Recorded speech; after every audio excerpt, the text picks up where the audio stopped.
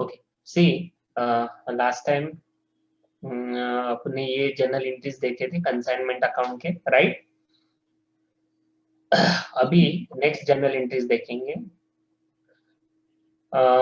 अगर consignment stock unsold है, यानी आपका अगर क्लोजिंग स्टॉक है तो क्लोजिंग स्टॉक कंसाइनर के बुक में क्या एंट्री आती है और कंसाइनी के। तो फर्स्ट देखिए, कंसाइनी के कंसाइनर के बुक में consignment stock account debit to consignment account, okay.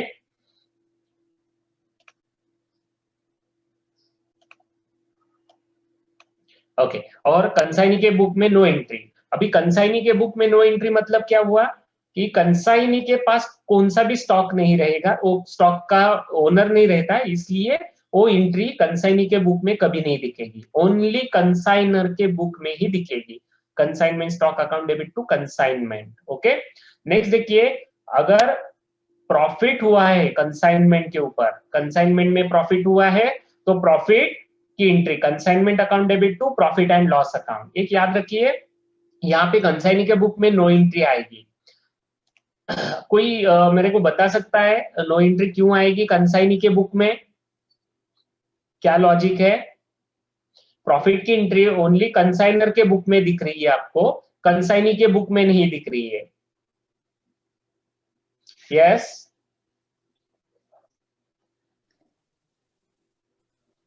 क्योंकि सर वो स्टॉक जो है वो कंसाइनर का है ना, तो इसलिए वही एंट्री करेगा, वो कंसाइनी से कोई रिलेट नहीं करता, इसलिए वो एंट्री नहीं करेंगे।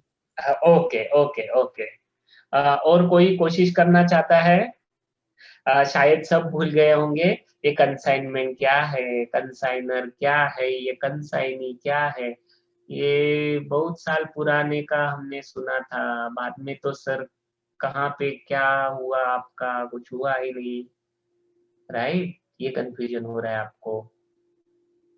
अगर आपने याद रखा होगा कंसाइनर कौन है, कंसाइनी कौन है, और कंसाइनमेंट के बारे में कई प्रिंसिपल्स है, वो अगर याद रहेंगे तो ये आपको याद रह सकता है। ध्यान रखिए, कंसाइनर जो है वो ओनर ऑफ द गुड्स है, कंसाइनी जो है कंसाइनर के बिहाफ में वो सेल करेगा, ओके। ये ओनर नहीं है, कंसाइनी ओनर नहीं है, वो सिर्फ सेल करेगा एज ए एजेंट, और वो जो सब पैसा है सब पैसा उसको भेजेगा। कंसाइनी को क्या मिलने वाला है? कंसाइनी को सिर्फ कमीशन मिलने वाला है, बाकी कुछ नहीं मिलेगा। कंसाइनर को यहाँ पे सेल की अमाउंट लेनी है और उसको कमीशन देना है, बस इतना ही रहने वाला है। तो इसलिए ये जो प्रॉफिट और लॉस रहता है वो बेयर करेगा कौन?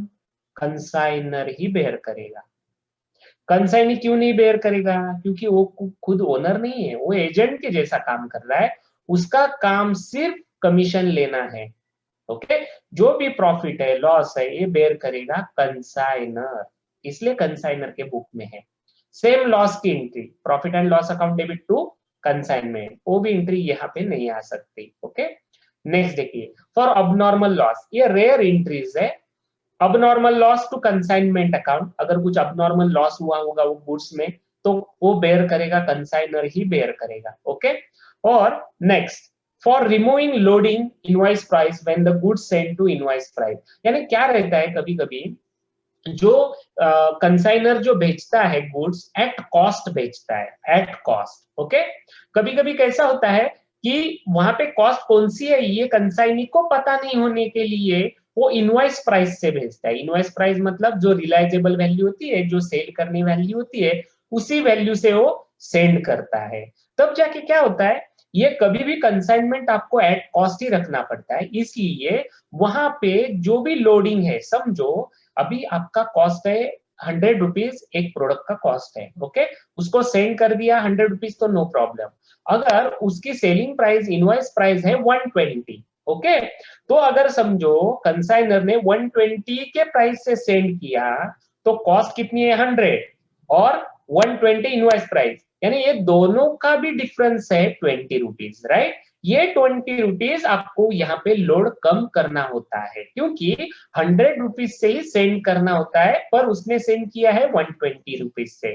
तो ये जो 20 है, ये 20 आपको यहाँ पे निकालना होता है। लोड लोड है, उसके ऊपर लोड आया है, वो लोड कंसाइनमेंट के ऊपर आया है, वो कम करना है। इसके लिए good sent on consignment account debit to consignment account. यानी अगर आपने फर्स्ट एंट्री देखी हो, यहाँ पे देखिए first entry, good sent on consignment, consignment account debit to good sent on consignment, यानी गुड्स अगर सेंड किया हो तो, यानी समझो ये पहली एंट्री है, उसमें अगर समझो यहाँ पे 120 किया है, consignment account debit to 120 to good sent of consignment 120। Okay, तो अगर उसमें उसको रखना है 100 रुपीज ही रखना है समझो। ओके, तो क्या करेगा, यहाँ पे 120 जो दिया है वो होना चाहिए 100। तो क्या करना पड़ेगा, आपको रिवर्स करना पड़ेगा। क्या रिवर्स करना पड़ेगा, ये जो गुड सेंट ऑन कंसाइनमेंट है वो डेबिट में जाना पड़ेगा कम करने के लिए, तो दोनों का डिफरेंस है 20। तो गुड सेंट ऑन कंसाइनमेंट, यहाँ पे देखिए good sent on consignment 20, consignment account 20, यानी रिवर्स करनी है वो एंट्री। ओके, नेक्स्ट देखिए, for removing loading in consignment stock, यानी जैसे आपका गुड्स सेंट ऑन कंसाइनमेंट में जैसे लोडिंग होता है, वैसे लोडिंग आपका क्लोजिंग स्टॉक में भी रहता है, वो भी वैसे ही करना है। अभी देखिए यहाँ पे आपने क्या किया है, consignment stock account debit to consignment account, यानी ये जो स्टॉक रह गया है अनसोल्ड का, ये अनसोल्ड का स्टॉक यहाँ पे एंट्री किया है, consignment stock account debit to consignment account. तो आपको अगर लोडिंग कम करना हो तो कंसाइनमेंट को डेबिट देना पड़ेगा और कंसाइनमेंट स्टॉक को क्रेडिट करना पड़ेगा। सिर्फ वो करते वक्त आपको क्या करना पड़ेगा, to consignment stock reserve account, ऐसे वहां पे आपको नोट डाउन करना पड़ेगा। कंसाइनमेंट स्टॉक नहीं है, कंसाइनमेंट स्टॉक रिजर्व, ऐसे एक नया अकाउंट क्रिएट होगा। ओके, नेक्स्ट देखिए, del credere commission. Del credere commission मतलब क्या होता है, डेल क्रेडर कमीशन में एक एक्स्ट्रा कमीशन मिलता है कंसाइनी को। क्यों मिलता है, समझो कंसाइनी ने क्रेडिट सेल से अगर गुड्स सेल किया हो, तो क्रेडिट सेल के बाद कभी कभी क्या होता है, वो जो कस्टमर है वो पैसा देने का चांसेस कम रहता है, यानी वो बैड डेब्ट्स हो जाता है, राइट। तो बैड डेब्ट्स रिकवरी का काम किसका है, अगर कंसाइनी बोलेगा ये मेरा है, मेरी जिम्मेदारी है, मैं लेता हूं, पर मेरे को एक एक्स्ट्रा कमीशन आपको देना पड़ेगा वो रिकवरी करने का। तो वो एक्स्ट्रा कमीशन मतलब डेल क्रेडर कब होता है, वो क्रेडिट सेल पे ही होता है वो। ओके, तो इसलिए एक डेल क्रेडर कमीशन मिलता है कंसाइनी को, तो इसलिए कंसाइनर के बुक में कुछ नहीं आएगा, वो आएगा कंसाइनी के बुक में, bad debts account debit to commission account. Okay, next देखिए, for del credere commission not paid by, just a minute, not paid by the consignor, loss और bad debts borne by the consignor, यानी अगर वहां पे consignee ने बोला कि मैं जिम्मेदारी नहीं लेने वाला हूं, कंसाइनर को खुद ये सब करना है, तो उसकी एंट्री यहाँ पे आपको करनी होगी, तो वो कंसाइनर के बुक में आएगी। अगर कंसाइनी ने लिया है रिस्क तो कंसाइनी के बुक में, अगर कंसाइनी ने रिस्क नहीं लिया है तो कंसाइनर के बुक में। Bad debts account debit to consignment debtors account, ऐसे आएगी। ओके, ये रेयर एंट्री है, ये जो अपन ने देखा है ना 2-3 एंट्रीज, ये रेयर है, अगर प्रॉब्लम में रहेगा तो है। ओके, पर बाकी जो एंट्रीज है जो पहले देखे थे अपन ने, ये 6-7 एंट्रीज है, ये आपको हमेशा रहने वाले हैं।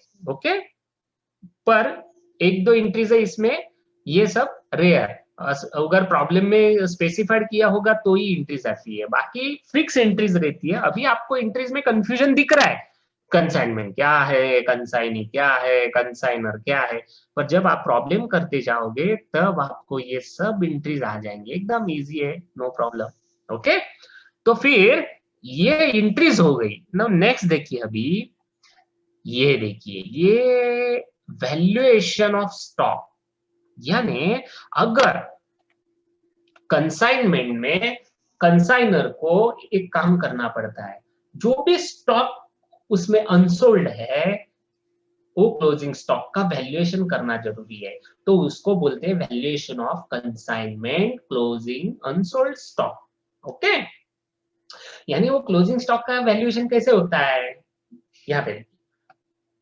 पहले आता है कॉस्ट ऑफ गुड्स सेंट, उसकी अमाउंट यहाँ पे आएगी, ये चार्ट ही है, हाँ ये वैल्यूएशन करने का चार्ट ही है। Okay, add consignors expenses, consignors expenses मतलब क्या हुआ, कंसाइनर ने अगर कुछ एक्सपेंसेस किया हो तो कंसाइनर के एक्सपेंसेस। ओके, तो कौन कौन से देखिए, फ्रेट है, क्या देखिए, फ्रेट है, कैरेज है, loading and unloading charges, insurance expenses, exports and import duties, dock dues. Okay, ये सब कंसाइनर के एक्सपेंसेस है। कंसाइनी के एक्सपेंसेस कौन से, यहाँ पे एक याद रखिए, कंसाइनी के जब वैल्यूएशन ऑफ आपको क्लोजिंग स्टॉक करना पड़ता है तब कंसाइनी के कौन से एक्सपेंसेस आप ले सकते हो, कंसाइनी के एक्सपेंसेस उसके वेयर हाउस तक जाने के जो भी एक्सपेंसेस है वो सब एक्सपेंसेस ले सकते हो। एक बार वेयर हाउस में गया कंसाइनी के, हाँ कंसाइनी के वेयर हाउस में वो गुड्स गया, उसके बाद जो भी एक्सपेंसेस होंगे वो डिसअलाउड है, वो आपको लेने नहीं है। यानी जैसे कि अभी समझो कंसाइनर ने गुड सेंड किया, तो गुड सेंड किया तो उसमें अगर कुछ फ्रेट चार्जेस है, लोडिंग चार्जेस है, अनलोडिंग चार्जेस है, उसके बाद अगर समझो उसमें कुछ ऑक्ट्रॉय चार्जेस है, ये सब ट्रैवलिंग के एक्सपेंसेस कई होंगे, वो एक्सपेंसेस है, ये सब जो भी चार्जेस है up to the consignee's warehouse, ये सब अलाउड है। अभी देखिए कंसाइनी के बाद में जो एक्सपेंसेस होते हैं वो डिसअलाउड है, वो लेने नहीं है। वो कौन से है, समझो कंसाइनी ने इलेक्ट्रिक एक्सपेंसेस कर दिया उस वेयर हाउस का, इलेक्ट्रिक एक्सपेंसेस तो डिसअलाउड है, तो कभी नहीं आएंगे। क्यों नहीं आएंगे, क्योंकि वहां पे जाने के लिए जो भी एक्सपेंसेस है वो अलाउड है, आफ्टर दी वेयर हाउस पहुंचने के बाद जो आफ्टर एक्सपेंसेस होते हैं वो सब डिसअलाउड है। उसमें इलेक्ट्रिक एक्सपेंसेस वो खुद के कंसाइनी के है, तो कंसाइनी को कमीशन दिया जाता है, उसमें से कर लेगा वो। ओके, उसके बाद समझो एडवर्टाइजमेंट एक्सपेंसेस किया होगा उसने, नो वो भी डिसअलाउड है। एडवर्टाइजमेंट एक्सपेंसेस कंसाइनी को खुद भुगतना पड़ेगा, वो नहीं देगा कंसाइनर। ओके, उसके बाद समझो कुछ सेलिंग एक्सपेंसेस है, सेल कमीशन है, वो सब डिसअलाउड है। वो गुड्स वेयर हाउस तक कंसाइनी के जाने तक जो भी है वो सब अलाउड है, अगर उसके बाद के जो भी एक्सपेंसेस है वो सब डिसअलाउड, यहाँ पे आपको लेने नहीं है। वैल्यूएशन ऑफ क्लोजिंग स्टॉक करते वक्त ये आपको याद रखना है। ओके, तो यहाँ पे देखिए कंसाइनीज एक्सपेंसेस में देखिए कार्टेज है, लैंडिंग चार्जेस है, अनलोडिंग चार्जेस है, ये सब अलाउड है। ओके, बाकी जो भी एक्सपेंसेस आपको दिखेंगे वो सब डिसअलाउड होंगे। वेयर हाउस में एक बार गुड्स गया उसके बाद जो भी एक्सपेंसेस होंगे कंसाइनी के, वो सब डिसअलाउड है। ओके, तो अभी एक प्रॉब्लम देखेंगे। ओके, इसके ऊपर एक प्रॉब्लम देखेंगे। यहाँ पे देखिए आपको दिख रहा है, प्रॉब्लम दिख रहा है?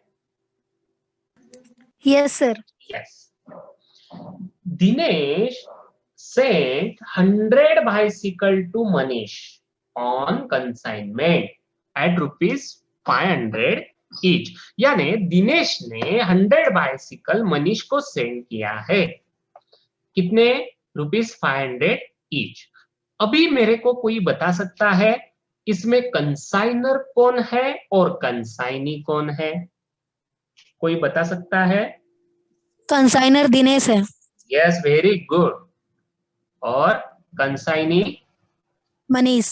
वेरी गुड, क्योंकि दिनेश ने सेंड किया है 100 बाइसिकल टू मनीष, यानी दिनेश मतलब कंसाइनर और मनीष मतलब कंसाइनी। ओके, तो Dinesh send 100 bicycle to Manish on consignment at ₹500 each. He paid ₹2,000 for freight and carriage. Okay, यानी दिनेश ने 200 फ्रेट और 2000 फ्रेट और कैरेज में एक्सपेंसेस किया है, ओके, वो भेजने के लिए। मनीष पेड, मनीष मतलब कौन, consignee, okay, Manish paid ₹1500 for customs and carriage. जो मनीष है, कंसाइनी है, उसने भी एक्सपेंसेस किया है, वो है कस्टम्स है और कैरेज है, okay. Dinesh received an account sales for 80 bicycles sold by Manish at ₹620। यानी दिनेश जो कंसाइनर है, उसने एक अकाउंट सेल लिया है। कहां से लिया है, अकाउंट सेल हमेशा कंसाइनी ही भेजता है, तो उसमें उसने क्या बोला है, मैंने 80 बाइसिकल सोल्ड किया है, और कितने रुपए में, 620 each, okay.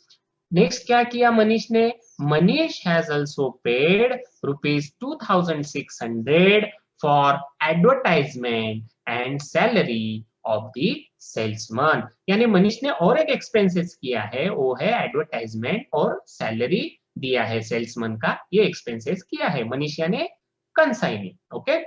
Manish is entitled यानी consignee, entitled to commission at the rate 15%, यानी उसको कितना मिलने वाला है कमीशन, 15%, ओके।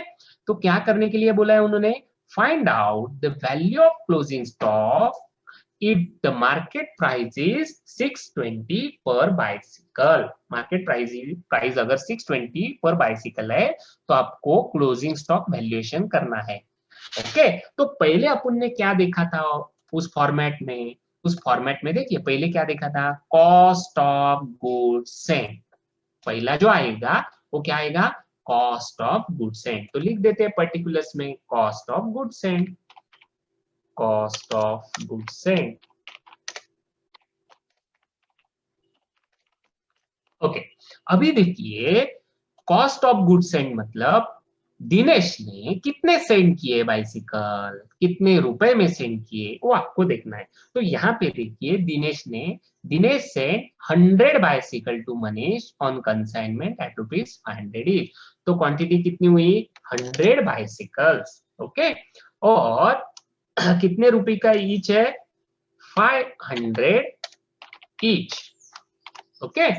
तो 500 ईच में उसने सोल्ड किया है, सोल्ड मतलब सेंड किया है, ओके। तो अभी देखिए आपको यहाँ पे क्या करना है, 100 इंटू 500, हाउ मच, 50,000। यानी कॉस्ट ऑफ गुड सेंड कितना हुआ, 50,000, 50,000 उसने सेंड किया है, ओके। नाउ नेक्स्ट, अभी देखिए उन्होंने क्या बोला, add consignors expenses, add consignors expenses, जो भी कंसाइनर के एक्सपेंसेस है वो आपको यहाँ पे ऐड करने हैं। तो ऐड कंसाइनर्स एक्सपेंसेस,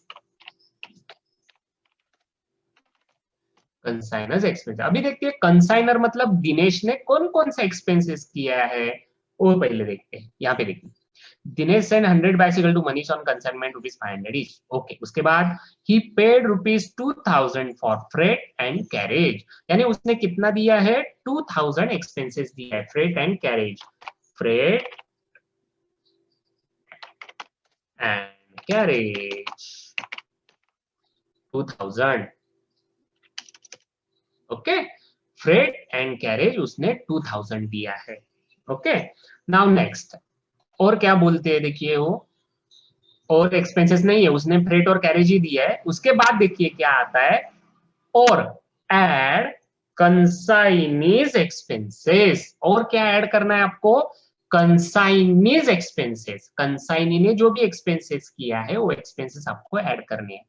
यहाँ पे देखिए, यहाँ पे देखिए Manish paid ₹1500 for customs and carriage, यानी कंसाइनी के एक्सपेंसेस अभी आपको ऐड करने हैं। ये टोटल करते देते 52,000, उसके बाद ऐड कंसाइनीज एक्सपेंसेस, तो उसमें उसने दिया है, क्या दिया है उसने, यहाँ पे देखिए Manish paid ₹1500 custom and carriage, लिख देते कस्टम्स एंड कैरेज कितने हैं 1500 ओके। उसके बाद देखिए Dinesh received account sales, okay account sales उसने 80 बाइसिकल सोल्ड वगैरह किए है, वो दिया है उन्होंने। Manish has also paid 2600 for advertisement and salary. अभी देखिए मैंने अभी बताया था आपको, जब तक वो वेयर हाउस तक जाने के लिए जो भी एक्सपेंसेस होते हैं वो सब यहाँ पे इंक्लूड होते हैं वैल्यूएशन ऑफ क्लोजिंग स्टॉक में। वेयर हाउस में एक बार अगर आपका गुड्स गया यानी कंसाइनी के वेयर हाउस में गुड्स गया, उसके बाद जो भी एक्सपेंसेस होते हैं वो अलाउड नहीं है। ये एडवर्टाइजमेंट वगैरह कब किया जाता है, जब आपको सेल करना हो तो, राइट। तो ये सब डिसअलाउड है, तो ये आपको यहाँ पे लेने नहीं है, ये एक्सपेंसेस डिसअलाउड है। मनीष का ये एक्सपेंसेस यहाँ पे वैल्यूएशन ऑफ क्लोजिंग स्टॉक में नहीं आएगा। ओके, ये इतने एक्सपेंसेस आएंगे। ओके, ये एक्सपेंसेस हो गए। अभी आपको क्या करना है, यहाँ पे लिखना है total cost. Total cost outer column में देखिए अभी क्या करना है, ये 52,000 प्लस ये 1,500, तो टोटल कॉस्ट हो गई 53,500। ये हो गई टोटल कॉस्ट। ओके, अभी आपको क्या करना है, वैल्यूएशन ऑफ क्लोजिंग स्टॉक करना है ना, तो ये आपने कॉस्ट निकाला। किसका कॉस्ट निकाला आपने, ये 100 बाइसिकल का कॉस्ट निकाला। उसका बाइसिकल का प्राइस है 500 ईच, राइट। पर उसको सेंड करने के लिए कंसाइनमेंट में एक्सपेंसेस भी हुए, वो भी ऐड करने पड़ते हैं, वो भी आपने ऐड कर दिया। और उसके बाद एक्चुअल कॉस्ट जो है उसकी ये मिल गई आपको 53,500, ये कॉस्ट मिल गई आपको। ओके, अभी नेक्स्ट पार्ट आपको क्या करना है, क्वांटिटी सोल्ड। क्वांटिटी सोल्ड यानी क्वांटिटी कितनी सोल्ड हुई है। देखिए मनीष ने दिनेश को अकाउंट सेल भेजा, उसमें क्या दिया है, Dinesh received an account sales for 80 bicycle sold by Manish at ₹620। तो 80 बाइसिकल सोल्ड किए हैं, तो यहाँ पे क्वांटिटी में लिख देते हैं 80। ओके, नेक्स्ट अभी देखिए quantity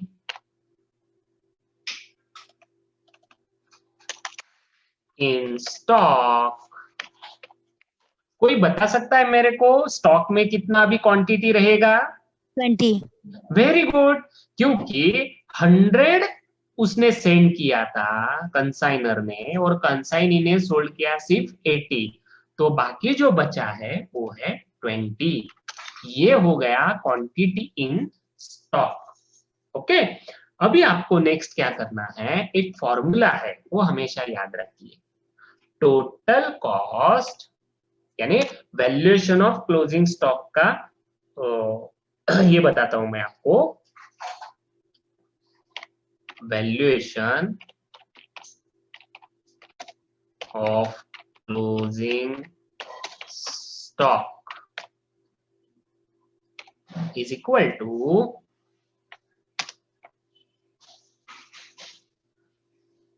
total cost into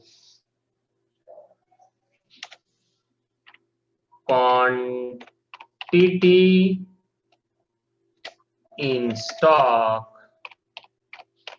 divided by quantity sent।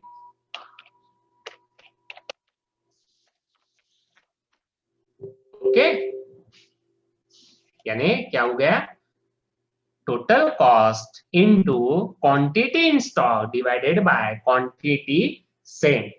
ऐसा फॉर्मूला आपको करना पड़ेगा वैल्यूएशन ऑफ क्लोजिंग स्टॉक करने के लिए, कॉस्ट निकालने के लिए। तो क्या करेंगे अभी देखते हैं। अभी टोटल कॉस्ट है आपकी, ये देखिए 53,500। चलो कर देते हैं यहाँ पे 53,500 इनटू क्वांटिटी इन स्टॉक। देखिए यहाँ पे देखिए quantity in stock, quantity in stock यहाँ पे कितनी है, क्वांटिटी इन स्टॉक 20, तो लिख देते हैं 20 डिवाइडेड बाय क्वांटिटी सेंट। यहाँ पे देखिए क्वांटिटी सेंट, कितनी सेंट की है, ये देखिए quantity sent 100, quantity sent 100। Okay, sold नहीं, सेंट, जो उसने सेंड किया है। ओके, अभी आपको यहाँ पे लेना है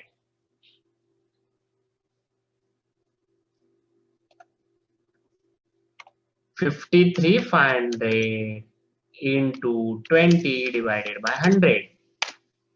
Yes, 10,700। कितना हो गया? 10,700। यानी इसका मतलब क्या है आपको समझा देता हूं मैं। 100 जो स्टॉक है आपका, जो क्वांटिटी सेंड किया है, उसकी कॉस्ट है 53,500। ओके, अगर 100 की कॉस्ट है 53,500 तो 20 की कितनी? 10,700। ये 20 है क्या? 20 है वैल्यूएशन ऑफ क्लोजिंग स्टॉक, यानी क्वांटिटी इन स्टॉक। ये क्लोजिंग स्टॉक है 20, उसका जो कॉस्ट है वो कॉस्ट है 10,700। 53,500 की किसका कॉस्ट है? 100 बाइसिकल जो सेंड किया है उसका है। 20 किसका है? जो स्टॉक में अभी रह गया ना, उसका है ये। उसके ही प्रोपोर्शनेट आपको निकालना पड़ता है 10,700। ओके, तो नेक्स्ट देखिए उन्होंने क्या बोला है, find out value of closing stock if market price is 620 पर बाइसिकल। यानी आपको क्लोजिंग स्टॉक जो करना है, ये आ गया आपका एट कॉस्ट। ये आपको जो मिल गया है ये है एट कॉस्ट।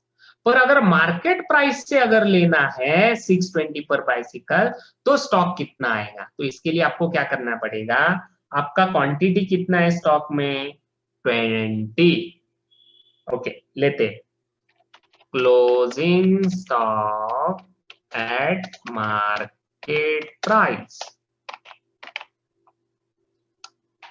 20 into 620। ओके, देखते हैं कितना आता है। 20 into 620, 12,500, 12,400। यानी कि याद रखिए अभी इसमें 12,400 आता है अगर मार्केट प्राइस से लिया तो। अगर एट कॉस्ट लिया तो 10,700, मार्केट प्राइस से 12,400। और इसमें एक आपको क्या करना पड़ता है, इसमें आपको ये जो कमीशन है कंसाइनी का, वो कमीशन इसमें लेना पड़ता है। तो कमीशन ले लेते हैं, लेस कंसाइनी कमीशन। कितना परसेंट है? 15%। ओके, यानी आपको क्या करना पड़ता है, जो 12,400 है उसके ऊपर 15% कीजिए। देखते कितना आता है। 12,400 into 15 divided by 100, 1860। 1860। अभी आपको यहाँ पे करना है net realisable value, net realisable value.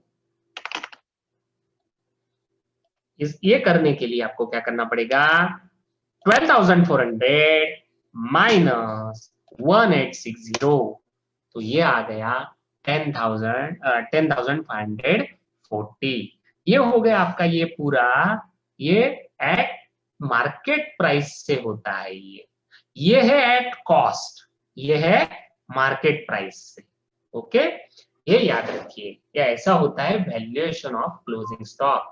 Okay, अगर आपको एमसीक्यू अगर आएगा तो एमसीक्यू में इतना कुछ बड़ा नहीं होगा कैलकुलेशंस। ओके, पर ये आपको इसका नॉलेज होना चाहिए, इसके लिए मैं ये दिखा रहा हूँ। ओके, अगर प्रैक्टिकल प्रॉब्लम आएंगे तो ऐसे आपको आएंगे, छोटा एकदम इजी है। अगर आप फिर से रिकॉर्डेड लेक्चर देखोगे ना तो ये आपको सब समझ में आ जाएगा, एकदम इजी।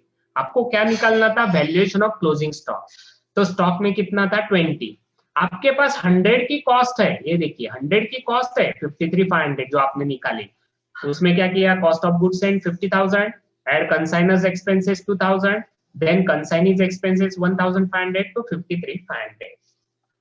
अगर 53,500 100 की कॉस्ट है तो फिर जो स्टॉक में है 20 की कॉस्ट कितनी, इसलिए ये प्रोपोर्शनेट निकाला तो उसका आ गया 10,700। ओके, अगर ये मार्केट प्राइस अगर पूछा नहीं होता तो आपका आंसर यहाँ पे खत्म हो जाता।